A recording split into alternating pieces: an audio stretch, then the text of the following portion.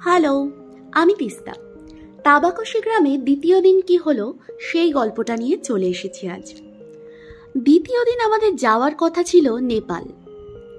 তাবাকশি থেকে নেপাল যাওয়ার একটা সুন্দর রাস্তা আছে পশুপতি মার্কেট হয়ে। তো আমরা ঠিক করেছিলাম সেই দিন সকালবেলা গাড়ি নিয়ে বেরোবো, নেপাল ঘুরে টুরে আবার রাত্রিবেলার মধ্যে ফেরো। কিন্তু আগের দিন রাত্রে ডিনারের পর ছোট্ট ব্যালকনিতে বসে আকাশে অগণিত তারা দেখতে দেখতে আর বাইরে জঙ্গলের অবিরাম ঝিঁঝির ডাক শুনতে শুনতে মনের মধ্যে একটা অদ্ভুত আলস্য গ্রাস করলো।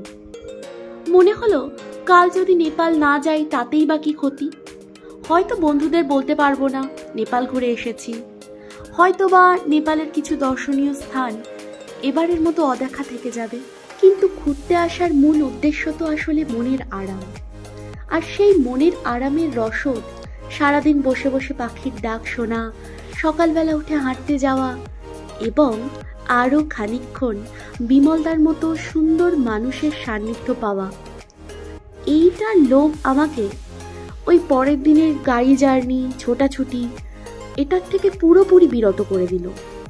সঙ্গে সঙ্গে খুলে বললাম হেংলুকে, মানে আমার বন্ধুকে। সেও সানন্দে রাজি হলো। পরের দিন সকালবেলা প্রচণ্ড ঠান্ডায় লেপের মায়া ত্যাগ করে আমরা দুই মূর্তি বিমলার সঙ্গে বেরিয়ে পড়লাম জঙ্গল অভিযানে। অভিযানের শেষে একটা ঝর্ণার উৎসমুখ খুঁজতে খুঁজতে আবিষ্কার করে ফেললাম একটা ওয়াটারফলস। বিমলদা জানালো আগে এই ওয়াটারফলসে আসার রাস্তাটা সহজতর থাকলেও আগের বছর ঝড়ে ল্যান্ডস্লাইডের ফলে রাস্তার মুখটা পুরোপুরি বন্ধ হয়ে গিয়েছে। এরপর জমিয়ে একটা লাঞ্চ করার পর একটু রেস্ট নিয়ে আমরা আবার চলে গেলাম সেই পার্কে। আসলে ওই পার্কের বাওহেনিয়া ফেরিগেটার সৌন্দর্য আমাকে আবিষ্ট করে রেখেছিল। ডিনারে পেলাম একটা দারুণ সারপ্রাইজ। আমি মোমো খেতে ভীষণ ভালোবাসি শুনে আমার জন্য মোমোর ব্যবস্থা করা হয়েছিল। দিদি আমাকে পুরো এক হটপট ভর্তি মোমো দিয়ে বলল, জো মর্জি চাহে খালো। আমি তো ভাবছিলাম স্বপ্নেই আছি। তো পরের দিন সকালবেলা আবার ভোর 5টার সময় উঠে ক্যামেরা কাঁধে বেরিয়ে পড়লাম। গন্তব্য তুলসীগাঁও।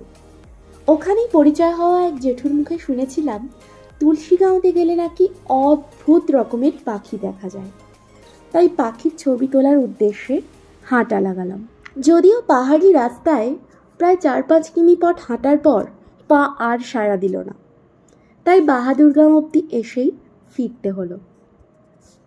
সেই দিনই আমাদের হোমস্টে ছেড়ে অন্য কোথাও যাওয়ার কথা ছিল।